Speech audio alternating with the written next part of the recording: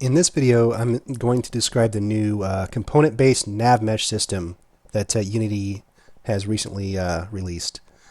Um, as you can see here, this blue area is where the Navmesh is, and in the past you would go over to this navigation tab and sort of bake it this way.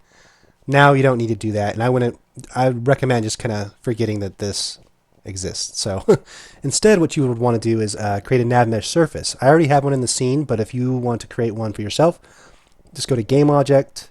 I believe where is it? It's Game Object. Yeah, AI, and then Navmesh surface, and that'll create that for you. So here you have your basic settings. I'm not going to go over all of these. There's documentation on the Unity's GitHub page, and I'll put a link in the description if you want to get more in depth. But basically, it works kind of the same as the old navigation system. So we'll just clear this out for now, and you can see it's all gone. If we hit bake, it just, boom, there it is. And the really cool thing about that is that you can do that at runtime for procedurally generated games. So that's really a really good advancement on Unity's part. And I'll explain that in a minute, how you would go about that. So another cool thing is that the Navmesh modifier volume. So basically what happens is if I turn these off, okay, and then I go back and I bake the Navmesh, you'll see that you have all of this space that the agents can't get to, but it's still baking the Navmesh there, which is not what you want, because, for instance, with if you're using one of these wander agents, what that does is it just picks a spot on the Navmesh, a random spot on the Navmesh to go to, and if it can't get to it, you can have it bumping into walls and things like that. And I mean, there is stuff in the code to prevent that from happening, even if you did have these inaccessible spots.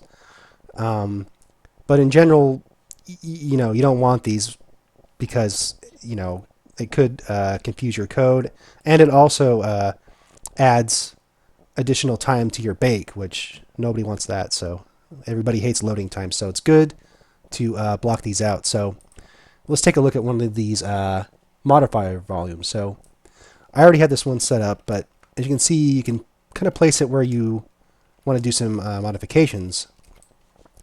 And in this case, we don't want the agent to, we don't want this to be part of the bake. So you just add this, and you can adjust the size, right here, see? And you can also hit this little button. You can just drag it out like this, which is pretty cool. And in this case, we want it to be not walkable, so we don't want the agent to ever be able to access this point. So we'll go back and we'll rebake the scene, and you can see that's no longer included. So pretty cool. We'll turn the rest of these on and bake the scene again. Now, one important thing is that I will mention is this use geometry. You probably are going to want to do it with this physics colliders, because that way it only does areas with colliders on it. If you do this render meshes, it does anything regardless if it has a collider or not. So you'll see that it takes a lot longer, because it's going to try to build a nav mesh on all this water as well. So you don't want that. So just leave this on physics colliders, hit bake, boom, done and done. So now I'm going to open up this runtime example scene here. Now we did a lot of stuff, so I'm not going to save that. And in this scene, you'll see it's just blank. But if we hit play, it spawns in some geometry, and if we click on our Navmesh surface, you can see that we have a nice Navmesh built at runtime here. And I'll clear that out. That doesn't really matter because it built it at runtime anyways. But so hit play again. And you can see you get like a different configuration of these, and it's all built, and it's super quick and awesome. So yeah, so the way this works is that up here I had the script included called the node demo spawner, and what you need to do is drag in these pieces here. These, and you could drag in if you want to experiment with this. You could have your own pieces, but these are the little pieces that spawn at these spawn points.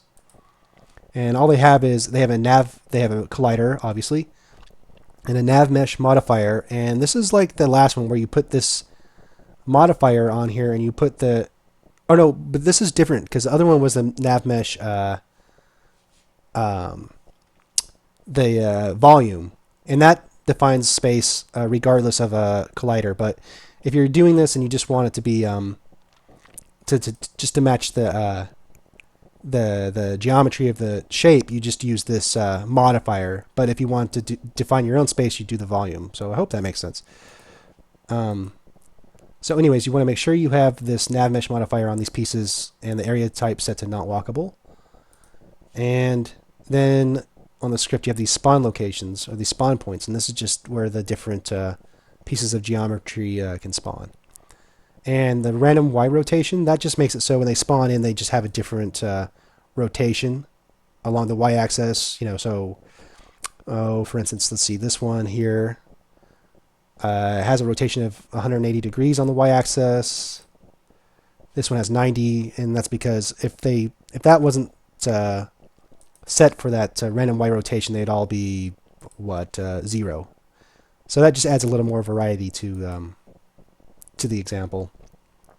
Agent. This is the agent you want to spawn into the scene after it's all built. You know, just to test things out. And this is where the agents will spawn at. And this is, you need to drag in your nav mesh surface into this slot here. So yeah, and if you are curious about how to you know, the code you need to actually build this scene, you know, I'll show you right here if you can see it in here, is after you spawn in all this stuff, you just need to reference that nav mesh surface in your script and just call build nav mesh, and it just generates it. So yeah, that's it for the nav mesh.